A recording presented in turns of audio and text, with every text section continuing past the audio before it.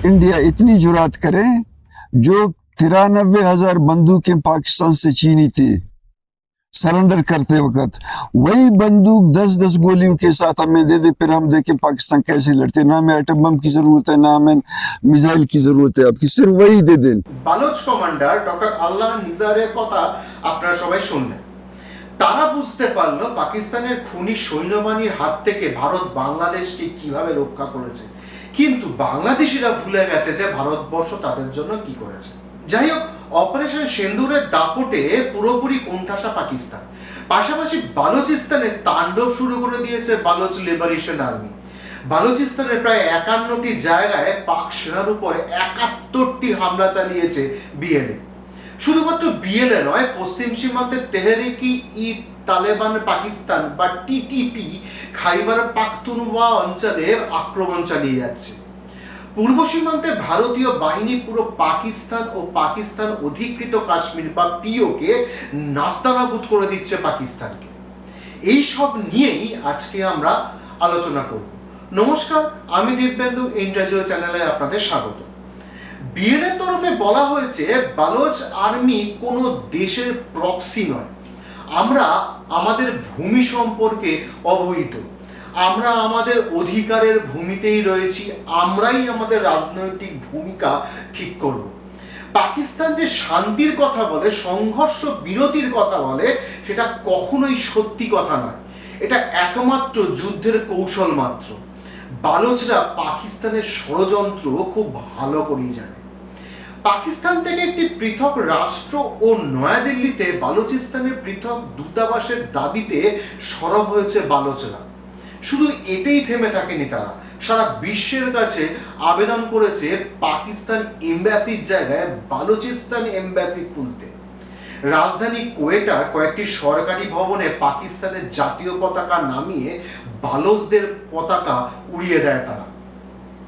বালোচদের বিখ্যাত লেখক মীর ইয়ার বালোচ ভারতের উদ্দেশ্যে বলেছেন, আমরা বালোচরাই একমাত্র পাকিস্তানে হিন্দু কমিউনিটির সমস্ত কিছুকে রক্ষা করে আসছি। এই প্রসঙ্গে আপনাদের জানিয়ে রাখি, হিন্দুদের বিখ্যাত মন্দির হিংলাজ মাতা মন্দির, সেটাকেও আমরা পাকিস্তান আর্মি অ্যাগ্রেশন থেকে বাঁচিয়েছি। আমরা পাকিস্তানি ভীতু সৈন্যদের যথাযথ শিক্ষা দিতে তৈরি। এই প্রসঙ্গে আরো একটা কথা বলে রাখা প্রয়োজন, বালুচিস্তান পাবলিক সার্ভিস কমিশন বা বিপিএসসি পরীক্ষায় পাশ করে প্রথম অ্যাসিস্ট্যান্ট কমিশনার পদে নিয়োগ হয়েছিল প্রথম হিন্দু মহিলা কাশিস চৌধুরী। তার পোস্টিং এখন চাগাই জেলার নোস্কি অঞ্চলে। বালুচিস্তানের চিফ মিনিস্টার মীর সরফরাজ বুকতি তাকে ডেকে কংগ্রাচুলেট করেছেন আর বলেছেন, you are a symbol of pride for not just Balochistan but the entire nation. এক প্রকাশ্য বিবৃতিতে এই গোষ্ঠীর মুখপাত্র জিয়ান্দ বালোচ বলেন, আমরা বালুচিস্তানে 39টি স্থানে হামলার দায় স্বীকার করছি। এই অভিযান এখনো চলছে। এই হামলার মধ্যে আমরা পুলিশ স্টেশন দখল, মহাসড়ক অবরোধ, তথ্যদাতাদের গ্রেফতার এবং বালুচিস্তানে খনিজ সম্পদ উত্তোলনে সহায়তা করার অভিযোগে অভিযুক্ত সামরিক কনভয়ের ওপর আমরা সশস্ত্র অভিযান চালিয়েছি, যা দীর্ঘদিন ধরে বিভিন্ন বিচ্ছিন্নতাবাদী কার্যকলাপ ও রাষ্ট্রবিদ্রোহের কেন্দ্রস্থল হয়ে গেছে। তারা বালুচিস্তানের কালাত জেলার মঙ্গলচোর শহরের নিয়ন্ত্রণ পুরোপুরি নিয়ে নিয়েছে। বিএলএ দাবি করেছে পাকিস্তানে একাধিক সেনা ক্যাম্পের উপর তারা হামলা চালিয়েছে। দলের মুখপাত্র জিয়ান্দ বালোচ বলেন, ভারত পাক সেনার লড়াইয়ের সময় পাক সেনার জন্য আরও একটি ফ্রন্ট খুলে দিয়েছে বালোচ লিবারেশন আর্মি। কোয়েটা সহ এই প্রদেশের বিভিন্ন এলাকার দখল নিয়ে নিয়েছে বালুচিস্তানের 3টি সশস্ত্র বাহিনী, বালুচিস্তান লিবারেশন আর্মি বা বিএলএ, বালুচিস্তান লিবারেশন ফ্রন্ট বা বিএলএফ এবং বালোচ রিপাবলিকান গার্ডস বা বিআরজি। বালুচিস্তান নেতা মীর ইয়ার বালোচ তার সোশ্যাল মিডিয়া প্ল্যাটফর্ম এক্স হ্যান্ডেলে লিখেছেন যে কলমা পাঠ করে কোনো হিন্দুকে হত্যা করার সাহস পাকিস্তানিরা আর করবে না, কারণ ভারত যা শিক্ষা দিয়েছে সেটা আর কোনোদিন ভুলবে না তারা। বালোচ নেতা মীর ইয়ার বালোচ এক সমাবেশে ভাষণ দেওয়ার সময় পহেলগাঁও হামলার বিষয়ে বক্তব্য রাখেন। তিনি বলেন, আমাদের লড়াই প্রকৃত শান্তি পুনরুদ্ধারের জন্য, যেখানে কোনো পাকিস্তানি কোনো হিন্দুকে কলমা পাঠ করতে বলবে না এবং তার স্ত্রী ও সন্তানদের সামনে তাকে হত্যা করার সাহস করবে না। তিনি বলেন, আপনার যা কিছু আছে তা দিয়ে মর্যাদার সাথে যোগ দিন, কারণ আমরা আপনার এবং মানবতার জন্য লড়ছি। মেরিয়ার বালোচ আরো বলেন, আমাদের মহান লড়াই হলো এই অঞ্চলকে সন্ত্রাসবাদের কেন্দ্র পাকিস্তান থেকে মুক্ত করা। অ্যাকচুয়ালি এত ক্ষোভ, বিক্ষোভ, বিদ্রোহ কেন? বালুচিস্তানের মানুষদের মনে এত বিক্ষোভই বা কেন? এর সূত্র কি? বালোচরা কোনোদিনই পাকিস্তানের সঙ্গে যুক্ত হতে চায়নি, সেই জন্মের সময় 1948 সাল থেকে। খানিকটা জোর করেই তাদেরকে পাকিস্তানের মধ্যে ঢুকিয়ে নেওয়া হয়েছে। অবশ্য তৎকালীন ভারতের প্রধানমন্ত্রী যিনি ছিলেন তারও অনেকটাই দোষ ছিল। পরবর্তীকালে সিন্ধু দিয়ে অনেক জল গড়িয়ে গেছে, বিক্ষোভ বিদ্রোহে পরিণত হয়েছে। বিদ্রোহটা মূলত পাকিস্তান আর্মি আর তার প্রশাসনের বিরুদ্ধে।